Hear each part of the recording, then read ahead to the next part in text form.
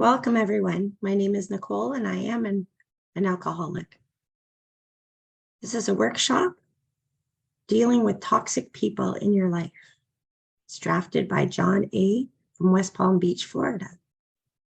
Hello, everyone, and welcome to our workshop on dealing with toxic people in your life. The reason I have these workshops is to work on the underlying issues behind alcoholism. If alcohol was the problem, most of us would be cured by now. Alcohol was but a symptom. Let's start with a moment of silence followed by a serenity prayer. God, grant me the serenity to accept the things I cannot change, courage to change the things I can, and the wisdom to know the difference. We're happy to have you here making this investment in your sobriety. You're making a huge deposit into your IRA, your individual recovery account. By being here and participating, keep making these deposits no matter how small, because one day you may have a situation that will require you to make a huge withdrawal, and you don't want your IRA to be depleted. You could be watching the Olympics, ESPN, or waiting for the baseball games to begin, cutting the grass, out shopping, or binge watching on Netflix. We'll be using both AA conference-approved literature and non-AA conference-approved literature. Just because something is not AA conference-approved does not mean it is disapproved by the AA conference. The Bible is not conference-approved. The chips and medallions are not conference-approved. The newspaper is not conference-approved. Do yourself a favor and don't put restrictions on your sobriety. Oftentimes, the ties that bind us are more mental than physical. Here's an example. In India, one method of training elephants is to tie a baby elephant to a tree with a thick, heavy chain, thereby severely restricting its movement and almost immobilizing it. After a long time with this treatment, all an elephant handler has to do is tie a rope around the elephant and put a stake in the ground to keep the elephant in place. The elephant is so conditioned to thinking that it is unable to move that some of them have been found dead in place after a fire. All the elephant had to do was try to move and it would have escaped the fire, but it thought it was still chained to a tree. By taking the 12 steps, you will be freeing yourself from what's keeping you from being happily and usefully whole. 12 and 12, page 15. AA's 12 steps are a group of principles, spiritual in their nature, which if practiced as a way of life can expel the obsession to drink and enable the sufferer to become happily and usefully whole. We will also be breaking the ties that bind you and keep you from staying sober and growing. It is very easy to stop drinking. Everyone in here and in AA has stopped drinking at some point, even after coming into AA. Even if it's for 1 hour or 1 day, everyone has stopped drinking. The problem is staying stopped. That's where AA comes in. Alcoholics Anonymous is about helping us stay sober for the rest of our lives, 1 day at a time. So how do we stay stopped? The answer is in the 12 steps of AA. There may still come a time when you will have the obsession to drink, but if you have invested enough into your IRA, your higher power will help you deal with that obsession and not drink no matter what. There will be a question and answer session at the end of this workshop, so please save your questions till then. Most people on this earth have to deal with toxic people in their life at some point. The best thing to do is let go of anyone who is toxic.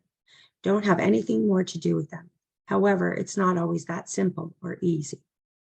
Signs of a toxic person. What is a toxic person? If you know someone who's difficult and causes a lot of conflict in your life, you may be dealing with toxic people, a toxic person. These people can create lots of stress and unpleasantness for you and others, not to mention emotional or even physical pain. A toxic person is anyone whose behavior adds negativity and upset to your life. Many times people who are toxic are dealing with their own stresses and traumas. To do this, they act in ways that don't present them in the best light and usually upset others along the way. Toxicity in people isn't considered a mental disorder, but there could be underlying mental problems that cause someone to act in toxic ways, including a personality disorder. Here are some warning signs to watch out for if you think you're dealing with a toxic person. You feel like you're being manipulated in something you don't want to do. You're constantly confused by the person's behavior. You feel like you deserve an apology that never comes. You always have to defend yourself to this person. You never feel fully comfortable around them. You continually feel bad about yourself in the presence. If you've experienced these feelings around someone, they may be toxic. If you constantly have such emotions, you want to change the relationship or stop the relationship entirely. Signs of a toxic person. Just like there are signs you're around a toxic person because of how the person makes you feel, there are signs seen in the person themselves that highlight their toxicity. The most common signs include inconsistency. Part of being human is having ups and downs, good times and bad, but a toxic person is almost never consistent. Their behavior is erratic. They don't follow through on their commitments or promises. You never know what they're going to do next. Such inconsistency is very hard when they're trying to be there for someone. They can be elated with you one minute, writing you off the next. They always need your attention. Have you noticed that the person always needs something from you? Whether it's constant phone calls, texts, or showing up at your door, they always need emotional support. And they're probably not being supportive to you in return. They take all that you have without giving much back. They have a heightened level of self-interest, a need to showcase their own greatness to receive affirmation. This can be associated with narcissistic personality disorder. There's also drama. Ever notice how drama seems to follow some people? It's likely not a coincidence. Toxic people thrive in dramatic situations. They inflame emotions and create conflict. They love stirring the pot to see what happens. People are often toxic because they're not interested in being stable and in healthy relationships. They don't respect your boundaries. Another sign of a toxic person is no boundaries. If you've been clear with someone time and time again about your needs and they just can't help themselves but to disrespect you, they are toxic. Healthy relationships are based on trust and the ability to respect boundaries. Toxic people just can't do that. They manipulate others for what they want. Do you feel taken advantage of, manipulated? Toxic people love to manipulate those around them to get what they want. This means lying, bending the truth, exaggerating, or leaving out information so that you take a certain action or have a certain opinion of them. They'll do whatever it takes, even if it means hurting people. They abuse substances. Another toxic behavior is the abuse of substances, like drugs and alcohol. These behaviors become toxic when the person is continually harming other people, not to mention themselves. So dealing with toxic people. Now that you know the signs of a toxic person, both in the way you feel and how they act, you still may not know what to do about it. Here are a few strategies to try. Confront them. As soon as you notice toxic behaviors, confront the person. Call them out on any lies or inconsistencies. Tell them you don't appreciate how they behave. This shows them that you're paying attention and you're giving them a chance to explain themselves or apologize. Set stricter boundaries. If you must have a toxic person in your life, try to set stricter boundaries. For example, if someone is abusing substances, is causing them to harm you or others, let them know you won't see them unless they're sober. Make it clear you won't tolerate their overly dramatic behavior or spreading rumors about people. Limit the time you spend with them until they can change. Cut them out of your life. If the above strategies don't work and cause even more pain, abuse, or dishonesty, it's time to let the toxic person go. Sometimes there's nothing to do but stand up for yourself and move on. As sobriety progresses, relationships need to be reevaluated. Recovery is a time to surround yourself with positive people who are supportive of your decision to become sober and distance yourself from those who are not. When a person is in recovery, it is important that they separate themselves from people in their lives who do not support their sobriety or cause them to experience negativity or stress. These types of relationships are called toxic relationships. Identifying toxic relationships. In order to avoid future toxic relationships and distance yourselves from those you are already in, you have to know what to look for. Very often when a person is drinking, their life is wrapped up in drama, emotional turmoil, and manipulation. Since it is a large part of their lives, they are not able to see the potential dangers that exist. Instead, they just see it as a part of their normal life. Toxic relationships can occur between any two people. including family members, friends, or romantic partners. Unlike a healthy relationship where both people care about each other and are supportive, toxic relationships are unhealthy and are damaging to the mental or physical health of one or both persons. Common types of behaviors that are toxic include enabling, when someone does or says something that makes it easier for you to engage in things that are not in your best interest. They are enabling you. Guilt or shaming. In order to control your behavior, this type of person uses guilt and shame. They often bring up incidents where your behavior was poor while you were under the influence of drugs or alcohol. Even though you have made amends, they make you feel like you owe them. Belittling. This type of person regularly makes fun of you and your accomplishments. They make you feel bad about yourself. They may doubt your ability to stay sober and even try to put you in situations that could trigger a relapse. Distancing. This type of person doesn't return your calls and cancels plans at the last minute. When you are together, they are not focused on you. Overreacting. This type of person is used to seeing things in black and white. They generally see small problems as huge obstacles and small mistakes as unforgivable. They thrive on unnecessary drama.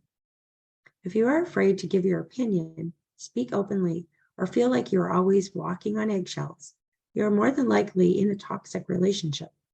This is especially true if the other person lies to you on a regular basis. So additional signs of a possible toxic relationship include they ignore what you want and always get their way. When you are together, much of the time is spent gossiping or complaining about other people. Nothing gets resolved, even though you argue constantly. You no longer enjoy spending time together. Instead, it seems like a chore.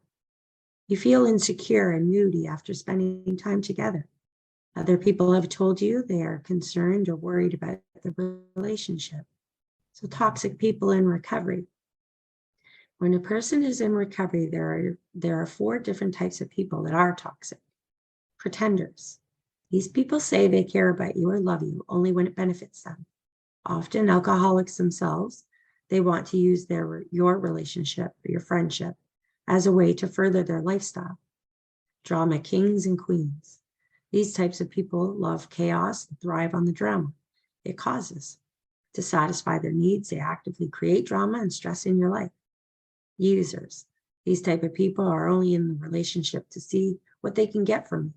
Despite what they say, they do not care if they hurt you, and they are not concerned about your well-being.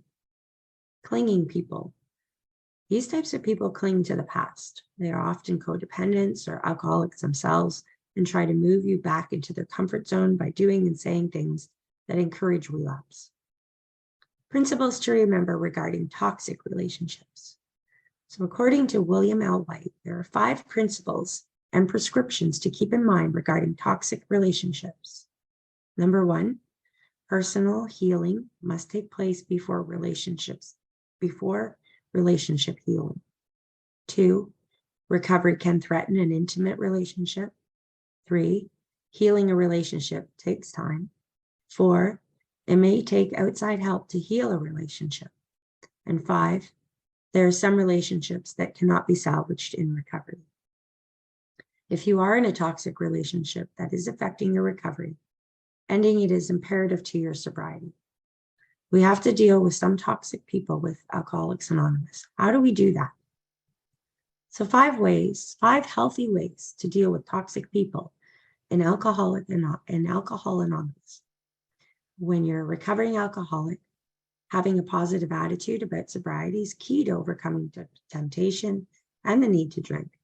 Sometimes even in safe, supportive environments such as Alcoholics Anonymous meetings, you might come across toxic people who have negative opinions about AA and about sobriety in general. While these individuals may simply be trying to overcome their own problems, their negativity can really end up ruining the experience for other AA members. So 1, offer to listen. People who are feeling angry, negative, or having a bad day may just need to express themselves and choose AA meetings as an outlet.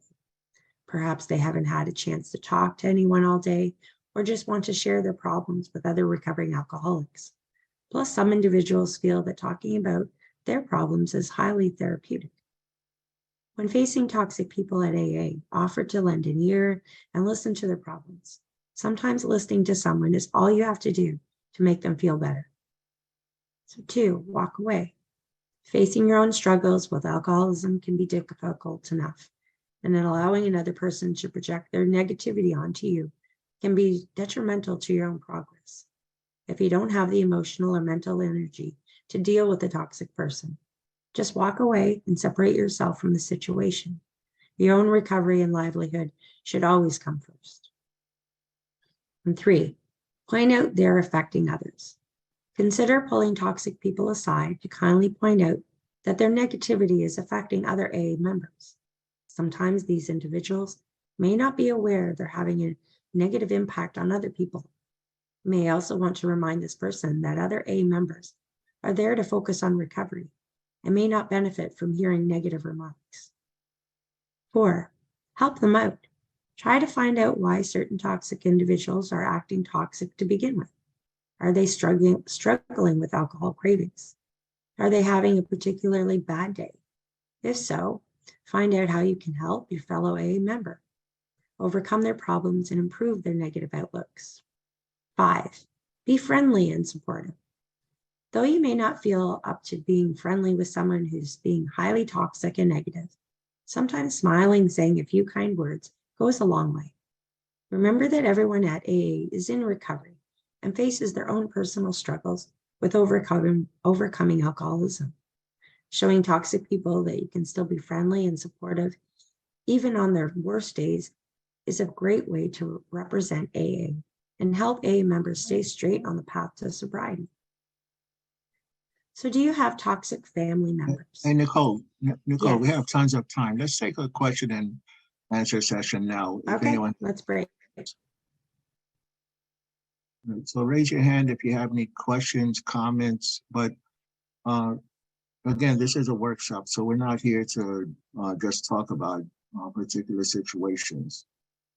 Just be general and keep your questions short and to the point, please. Okay.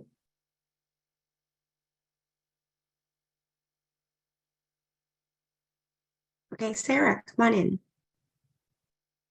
Hello. So yeah, this is hit hard for me, but like one of the things that you said was like whenever you like call someone out who is like toxic, and but what if they like turn it back on you, you know, like you tell them that like you know what they're doing, but then they like reverse it and then you like feel bad again, you know what I mean? Like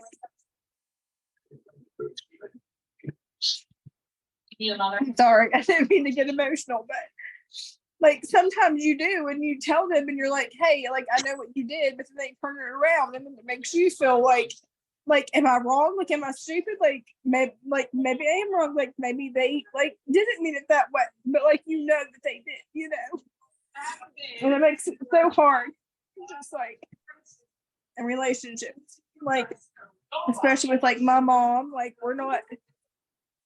I try to work on that with her and she'll say mean things to me and then I try to ask her about it and she's like, I didn't say that or I didn't mean that. And I'm like, you did say that. And she's like, you're a liar. And I'm like, but you said it. So that makes it hard, you know.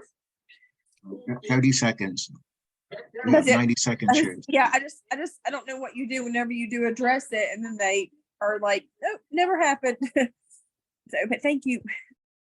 Thanks, Sarah. Thanks for being here. And this workshop's great. So I think it'll answer a lot of your questions with setting boundaries and dealing with toxic people. Julia, come on in.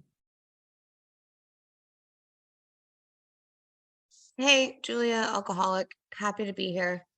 This is, I don't know who's been able to see my video, but I have been fucking crying my eyes out hearing you describe toxic people. So how do you, something that I'm struggling with is I don't want to like out a toxic person to everyone in my life, but how do you, if anyone has an answer to this, how do you deal with toxic people when you have mutual friends?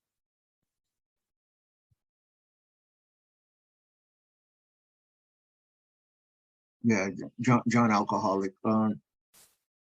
Again, sometimes you can be friends with one person and not friends with the other. You know, and read books. You know, I was a reader when I first came in. I read tons of books in AA and outside of AA. So read books on dealing with toxic people. You know, this workshop is just the beginning. Now do some research and listen to other podcasts, and you'll find there is a solution. You know, you'll find something that works for you. Thanks, John. Yeah, and I think this workshop helps us identify if we have toxic people in our life and whether we need to set boundaries. Derek, come on in. Hello, I'm Derek. I'm an alcoholic. Toxic people, yeah, you live in a small town and you have that toxic friend group where it just, like it's either be by yourself 24/7 and live in loneliness, or deal with the people who want to bring drugs and alcohol and just party all the time. And, it's really hard to make that separation, which I did for 2 years. And that loneliness can lead to a very dark depression, which makes you want to just drink by yourself. And I've learned that, taking care of my family for how long I did, just, sometimes you gotta learn what's more important than partying and drugs and alcohol. And I'll just leave it at that and let everyone else speak. Thank you. Thanks, Derek. Thanks for being here and thanks for your share. Yes. But I do believe, this workshop is the beginning, and I would encourage you to go over it and reread it after we're finished here. A lot of your questions that you have will be answered in the workshop. Jeremiah, come on in. A Jeremiah addict.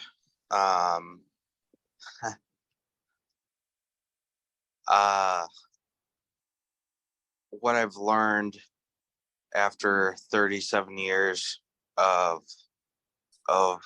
dealing with things,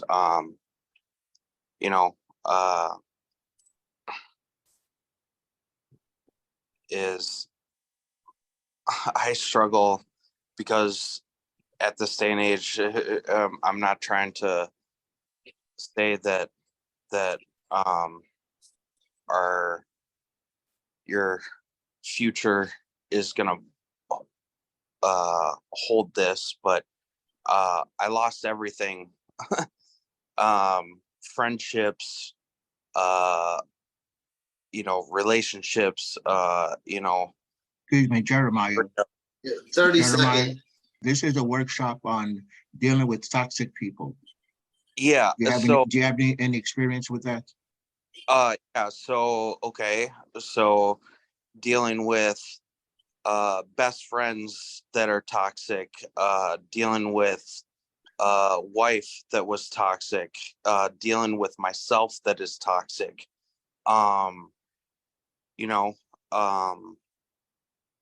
That's time, Jeremiah.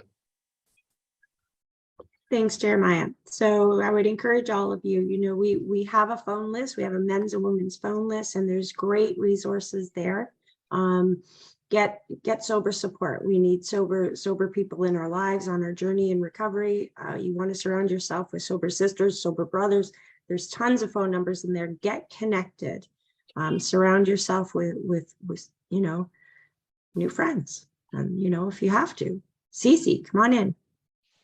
Hiya, CC from London, 5 months today. There was a young lady, the first young lady that shared about confronting toxic people. She was in tears. I definitely feel your pain. I had the same issue with my mother, and she totally flipped it around on me, started name calling, told me to F off and stuff. And my experience with these kind of people is that they've been doing it for so long that they will just throw it back at you. And now I'm in a position where I can either accept it, which I have, so I don't say anything anymore, but I don't know if that's the right. I just keep them at arm's length. I know what they're like, and some people I've completely cut off. But I don't know if that's the right thing to be doing, because confronting toxic people for me does not work. I end up feeling pain because they're not willing to accept it. So me just accepting them as they are and keeping them at arm's length, not saying anything, I don't know if that makes me horrible myself, because in a way I'm kind of being manipulative. I know what they are, I know what they're doing, I'm not saying anything, I let them do what they're doing, but I'm just looking after myself. I don't care what they do, and that seems kind of horrible to me.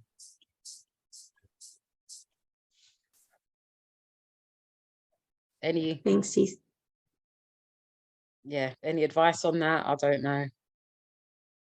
I would just continue, be here I didn't hear a question. What's your question? yeah. What's my question? After you've confronted the toxic people and they've thrown it back in your face, what do you do? Because they're not willing to accept it. You have to determine if you want them to be part of your life or not. It's very simple. I heard the question in there, and I don't think that you're manipulating those people. You are handling them in a healthy way. Okay, thank you. Thank you. Yeah, that was helpful. Thanks, Cece. Thanks for being here. Mandy, come on in. Hi, my name's Mandy and I'm an alcoholic. I'm going to try to keep this quick. It was definitely God bringing me to this meeting. So right now, my problem is I just celebrated 5 years sober. And when you get into AA and you jump in the middle, it's sometimes the toxic people are AA members. And so I had this friendship for a long time and she was so helpful. And then once I kind of leveled up with her, it didn't go well. And long story short, I walked away from her about a year ago, and I feel like my higher power told me that I need to have a sit down talk with her and tell her why I walked away. And so one of my huge character defects is sticking up for myself. It's really hard and I get so fearful, and I'm to the point now where I need to have a coffee with her and tell her the reason why I walked away is because every time you would step on my toes or say something or do something, instead of me saying something, I just stuffed it. And it got to the point where and this is what I do, right? Huh? 30 seconds. Oh, and so anyhow, I'm really torn on, making this amends and accepting my part in it, and where exactly is that line. And I liked what the one guy said, I have to ask myself, is this somebody I want in my life or not? But I'm grateful that I clicked on here. Thanks. And thanks, Mandy. Thanks for being here. And thanks for sharing with us. Thank you. Gary, come on in. Hi, can you hear me? Yes. Yeah. Hi, my name's Carrie. I'm an alcoholic. I'm in Glasgow in Scotland. Just on the topic of toxic relationships, I would say that at the moment, I'm in a relationship at the moment, and my boyfriend's an addict, and I'm an alcoholic, and we're kind of feeding off each other in a bad way, I would say. So I'm being toxic, and so is he. And just as you said about enabling, it's like we're both kind of enabling each other because it suits us, but it's really not suiting us anymore. And now we're arguing and fighting, and yeah, things are not really going very well. So I'm glad that I came onto this meeting today, just to listen as well, and hopefully things will get better. Thanks, Carrie. Thanks for being here, and thanks for sharing. Yes, we have to recognize how we play a part in our relationships too. David, come on in. Hi, David, alcoholic. Just wanted to just add something to this, because one of the things that I noticed was like all my friends were toxic because we were all addicts and alcoholics. That's who I hung out with. But what happened was, so at first, yes, the first thing I did was I found new friends in AA, which was amazing. But those guys in AA, they were good people. They were same like-minded, but they didn't know me since I was a kid. So the guys who knew me, you know, what eventually happened, and this took years, is they sort of saw how my life got better. And they didn't stop drinking or anything, but the level of toxicity definitely got better. And it was just because they saw how my life got better and they wanted that for themselves. So if you have the patience, you can keep those friendships, but you just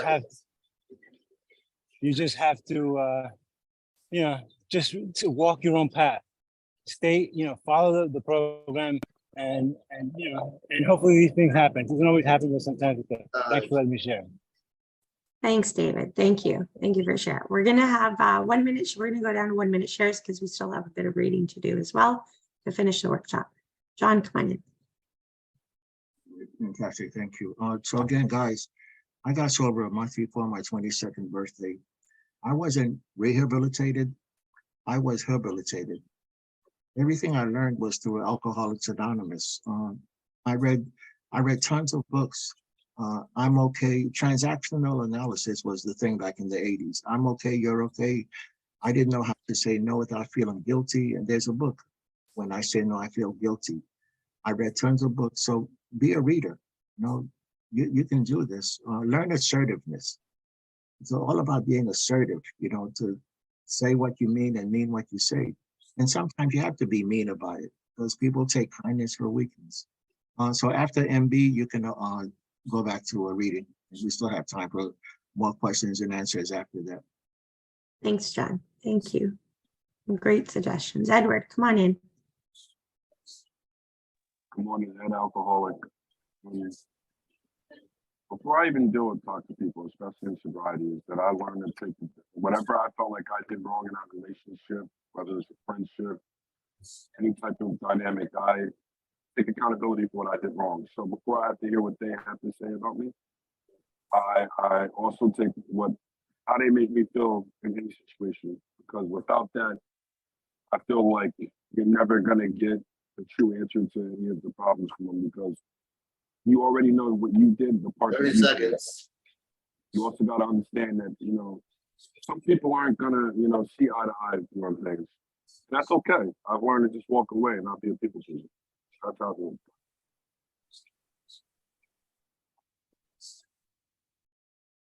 Thanks, Edward. Thank you for sharing. Mary, come on in.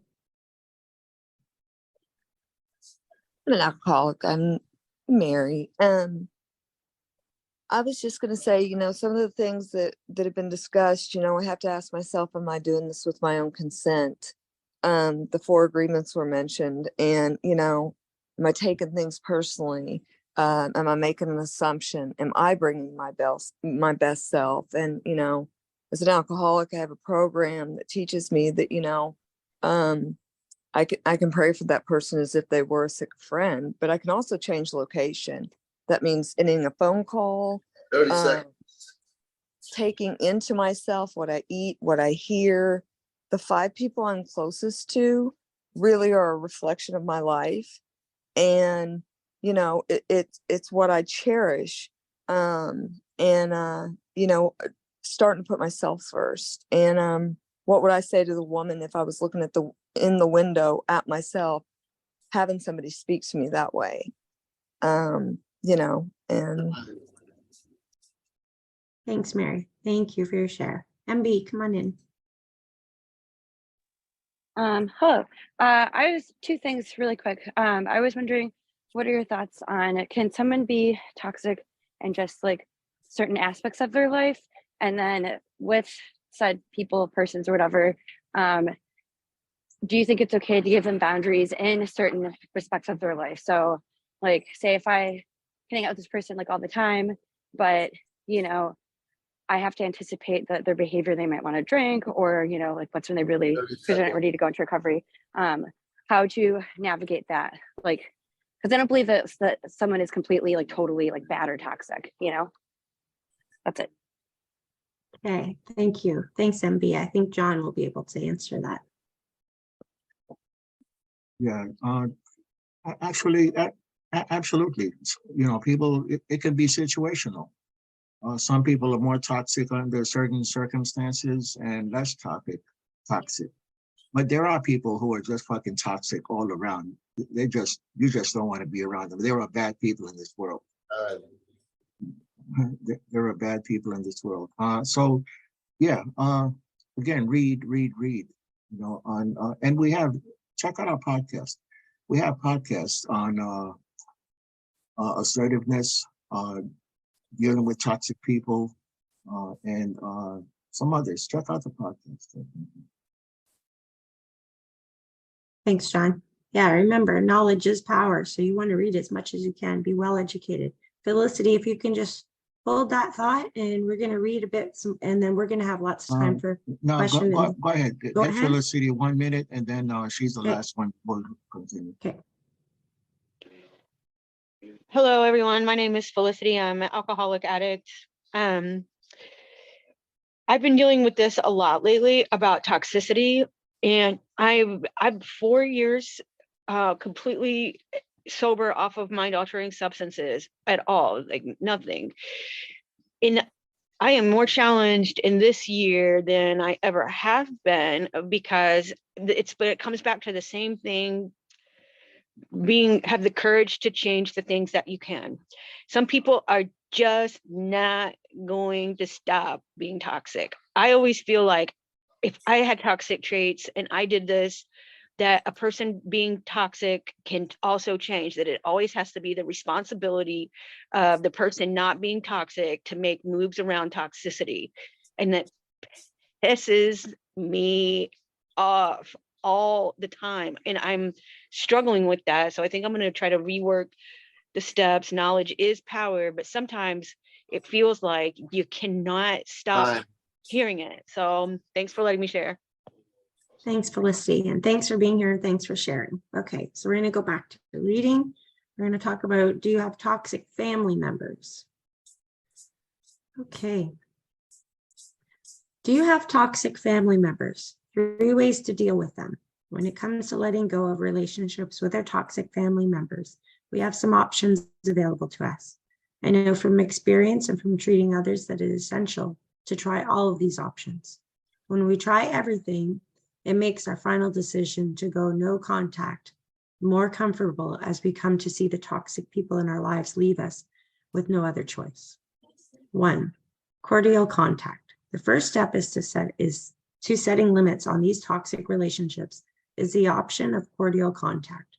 Through this option, we fake it till we make it when in the presence of our toxic family members. With cordial contact, we are mindful not to be too self-revealing. We make sure to keep conversations and emotions superficial, positive, and pleasant, and largely about our toxic family members, because they love feeling as if everything is about them. We can use this as a workable strategy, knowing we're doing it on purpose as a way to keep ourselves safe from unwanted drama, at least to the best of our ability. Knowing we're doing this on purpose helps us to avoid beating ourselves up for always questioning our needs to our toxic family members as a way to make them happy. Cordial contact can work, at least in the short term. The problem is that our manipulative family members do not like it when things are peaceful or cordial, so they are likely to get under our skin in one way or another, striving to cause us to lose control of our objective and to end up back in their web of destruction. So 2, low contact. Another option is initiating a relationship of low contact with our toxic family members. In this option, we choose only to see or talk to them at family gatherings or other major holidays or events. Outside of this, we do all we can to avoid them. This option also may work for a while, but our toxic family members will catch on quickly and do all they can to force their way fully back into our lives. The bottom line is this: when our toxic family members sense we're pulled away or are pulling back, they escalate their manipulations because they do not respect any of our needs for space. They do not want us having the space or time to think rationally about our relationship with them, because once we do, they get exposed and lose. For this reason, the middle ground is the worst place to be with our toxic family members. They have no idea how to function in that arena. They prefer to be all in or all out. When our toxic family members feel the gray area between us, what they usually do is cut ties with us. 3, no contact. When we finally reach the point with our toxic family members where we decide the only healthy option for us is to go no contact, we have arrived on the front lines of a very challenging, freeing, and yet deeply painful decision. If we are at this place, we can trust that we more than likely took more abuse than we ever deserved, assuming we ever deserved any of it. If we have reached this point, we can trust that we were pushed to it by our toxic family members. We must never feel guilty for protecting ourselves with the no contact option. We have every right to protect ourselves from those who manipulate and emotionally abuse us. At one point, we loved our toxic family members and wanted them in our lives more than anything else. Yet, at too many points in time, we sacrificed our happiness to serve theirs, shut our mouth when we desperately wanted to speak up, and did what they wanted because doing that was easier than dealing with their drama. We must understand that our toxic family members have simply walked us to the door we're now choosing to shut. So, signals of a toxic relationship. When the relationship is based in any type of abuse, mentally, physically, sexually, verbally, or emotionally. When the only contact you have with them is negative. When the relationship creates so much stress that it affects the important areas of your life at work or home. When you find yourself obsessed with the gossip about you and trying to right wrong information and constantly being ostracized to the point you are losing sleep over it. When the relationship is all about the other person and there is no real reason why the other person cannot make any effort toward the health and maintenance of the relationship with you. When crazy making, no-win games dominate the relationship, such as the silent treatment, blame games, and no-win arguments that spin around on you. Some important questions to ask before going no contact. Does this person ever admit wrong? Does this person ever genuinely apologize and change his or her behavior? Does this person show remorse for what he is or she has done? Has this person ever validated your perception as right? Does this person respect the limits or boundaries that you've set? And is this person willing to do anything and everything to make a relationship with you work? If the answers to these questions are undoubtedly no, then you need to consider cutting ties. Why going no contact is challenging? Why is this challenging? This decision is more forced upon us than it is voluntarily and is confusing because we're conditioned to believe that terminating relationships with family is morally wrong. However, our toxic family members are just people and not always healthy people. In reality, if these individuals are not our family members, we would never choose them to be part of our lives. Under the ideal of family, we spend years sacrificing our mental and emotional health under the notion that we have to make the sacrifice because these people are family. We are conditioned to believe that if we end relationships with them, we are bad people. No one wants to feel that they are inherently bad. Nevertheless, here is what I know for sure. It is far better to make the decision to go no contact and break our own heart than it is to stay in a relationship in which our toxic family members break our heart over and over. And finally, secure a support system. A support system, before you choose to go no contact, highly recommend that you have a loving support system in place to reassure yourself that you will not be alone once you make this change. What you have to be prepared for is the response of your toxic family members. They will likely do all they can to isolate you by targeting your key supports to do what they can to turn them against you. Once you see the smear campaign is in full effect, you must come to trust that you need to stay quiet and not engage. Just let it happen and let it pass. The more you fight the smearing, the bigger the gossip and lies become and the crazier you will look to others. Our toxic family members smear us for the sole purpose of trying to rob us of the very support system we need and deserve to have in place. They want to ensure we are robbed of having a soft place to fall and that we do not have people on our side supporting our decisions. If we want to be healthy, we must prepare for the fact that when we leave our toxic family members, we will likely also be forced to leave behind many others who connect us to them. We must be okay with this, embracing it as an acceptable loss. I've experienced in my life and watched others who have also been in a similar position have things turn out better than fine when they make these decisions. In some ways, this is a blind journey, to be sure. We cannot predict all that will happen, but I believe whenever we activate positively for our mental and emotional health, we find that what has been left gapping and empty in our lives will eventually be replaced by situations and people that are better and healthier for us. Dealing with toxic people in your life is quite challenging. It could be your next door neighbor, your coworker, your significant other, your child, parents, your ex-boyfriend, girlfriend, husband, your wife, or your in-laws. Could it even be a member of AA home group? Remember that AA is made of people just like you and me. Don't let anyone drive you out of your home group or a group you really like. As we've read, some of them can just cut. Some of you can just cut out of your life, but there are some that you cannot just totally remove from your life. You need to learn how to be assertive when dealing with people like that. Say what you mean and mean what you say. You don't always have to say it in a mean way, but then again, sometimes you have to.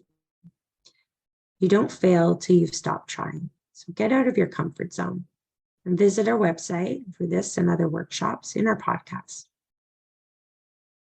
And this podcast will be available on our website in the next 2 or 3 days, probably around Thursday.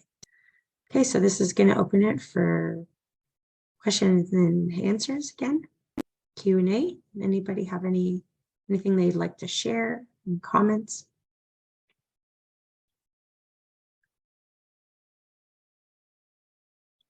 Eric, come on in.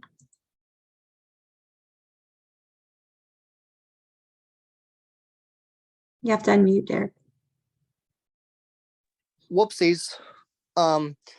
Anyways, I'm saying everyone has really good examples of toxic people in their life, and there's different ways to overcome it and different ways to deal with different people. I mean, there's all sorts of relationships that you guys go through, friendships, relationships, like Derek, do you have a question, Derek, or do you have experience you'd like to share?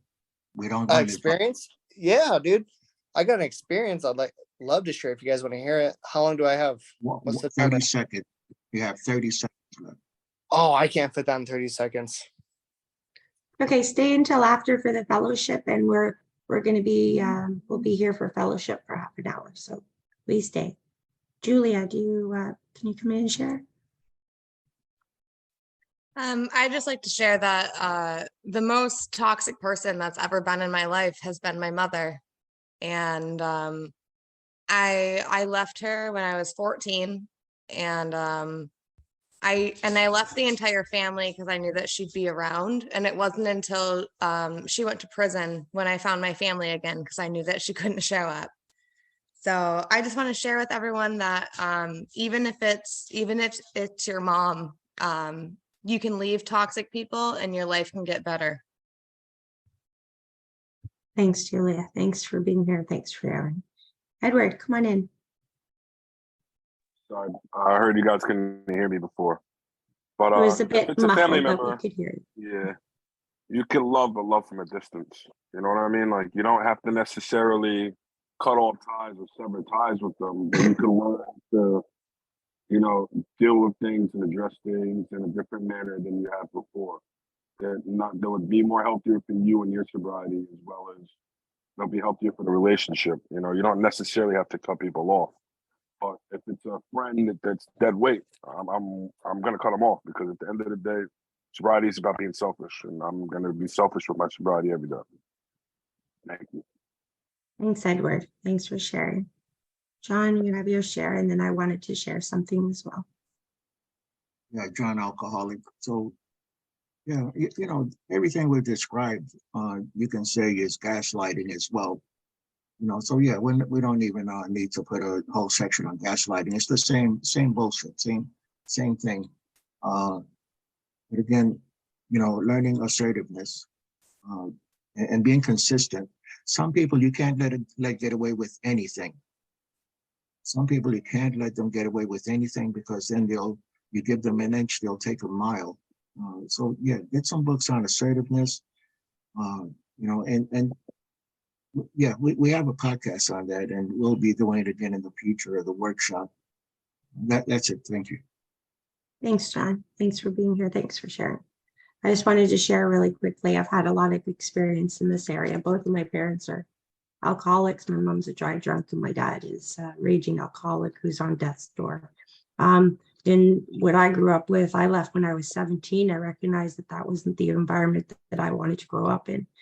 And I left, and I did it on my own. I didn't drink until I was 35, but I found alcohol then. But my point is that being able to recognize when they are toxic people in your lives and it's affecting your life, you need to set boundaries. I needed to set boundaries and protect myself. And I need to do that in my sobriety. And I've learned that more now, more than anything, in the program of AA, with working the steps, surrounding myself with my sober supports, my sober friends, and sticking to my program and making my sobriety number one. It comes first before my family, before my children, before everything, because I need to be okay up here.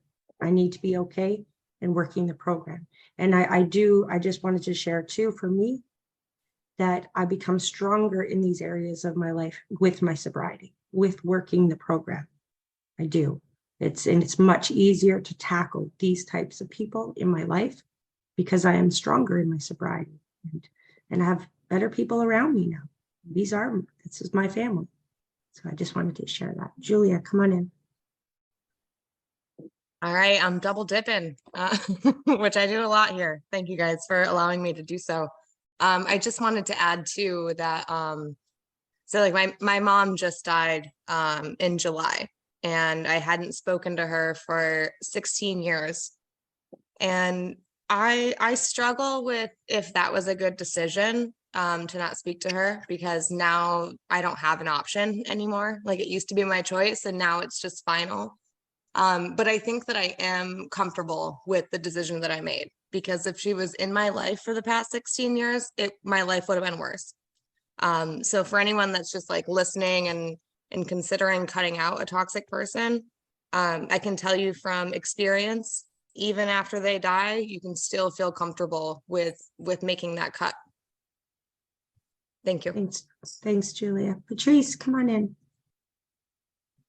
Good morning, everyone. Real quick. I just wanted to say that one thing that I did learn about dealing with toxic people this time around is to make sure that I'm talking to my sponsor about it. I remember just calling her every time, and it would be the same thing over and over and over. And she would send me right back to the sick man's prayer and tell me to pray that and just ask God to show me how I can be helpful to the person. But eventually, after saying it so many times, calling her, I figured out, I was like, why am I allowing this person to disturb me? There's nothing I can do to change them. I don't have the power, so it helped for me to keep talking about it, because if I didn't keep talking about it, I would just kind of bottle it up inside. And also talking to other women in recovery or people in recovery who will help you to see it from a different perspective and not just agree with you, So that was really helpful for me. Thank you. Thanks, Patrice. Yeah, excellent. That's excellent. Good points. Anyone else like to share or comment? So the reason you want to work on these underlying issues is because of emotional sobriety. My sobriety date is September 13th of 1982. So I've got over 40 years of continuous sobriety, and alcohol was not the problem. If alcohol was the problem, then I'd be cured. I still have to deal with toxic people in my life. I have to make sure that I stay right-sized. I have to make sure that I stay in fit spiritual condition. Emotional sobriety is very, very important. Long before I physically pick up a drink, mentally I will have fixed it up. So again, we have tons of podcasts available. Check out the podcast on emotional sobriety. 20 seconds. All right. No other hands. We're good. We have check out the podcast. And what is it? Relapse prevention. Check out the podcast on relapse prevention as well, because people go through various stages, 2 or 3 stages before physically picking up that drink. And if you're dealing with toxic people in your life, it's going to move you closer to that drink. Pretty much no matter how long you've been sober, if you let them stay in your life. So check out the podcast, do some reading, and you can do this. Thank you. Someone that's toxic will get you drunk before they get you sober. That's what I've learned from my experience. Tupper, did you have a comment? Come on in. I did. I'm Tupper. I'm an alcoholic. It's just occurring to me that, certainly I've probably still have toxic relationships, but what's happening in sobriety is it's going to help me to take a really good, long, hard look at how my own behaviors have helped fuel toxic relationships. And that's part of, I'm working on step 4, and I got to look at that. It might help me to work through and work with these types of relationships that I encounter and live with. Thank you. Thanks, Tupper. Thanks for your comment. Thanks for being here. Anyone else? She, come on in. Hey, She Alcoholic. I just wanted to thank you, Nicole, and also John. This workshop has been very helpful, and to kind of piggyback on Patrice and Tupper, I really appreciate that. It's kind of just bringing us back to the bottom of 65 through the middle of 67, as far as, dealing with all 4 columns of the steps of the 4th step. So I appreciate the wisdom. I'm a total plugger of your website, because there's so much great information, and I've been slowly working my way through the podcast. So I would encourage anyone to do that. And thanks for keeping me. Thanks, If anyone, and thanks, She. Thanks for being here. And if anyone hasn't checked out the website, please do. There's so many resources on that website. Amazing. So yeah, please check it out. The podcasts are there. I love, Edward, what you put in the chat. A toxic person will get you drunk before they get you sober. Yeah. Okay, anybody else before we finish this?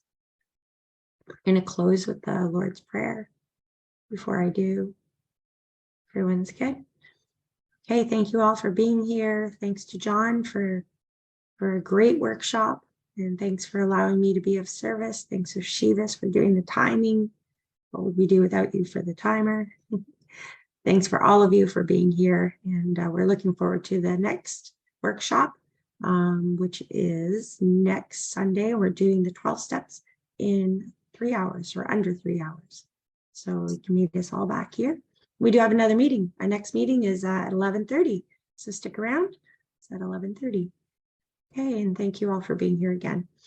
We're going to close this meeting with the Lord's Prayer. Ask for you to think of all of those that are still sick and suffering in and outside of the rooms. And who wakes us up in the morning. I'm going to unmute you all before I do this.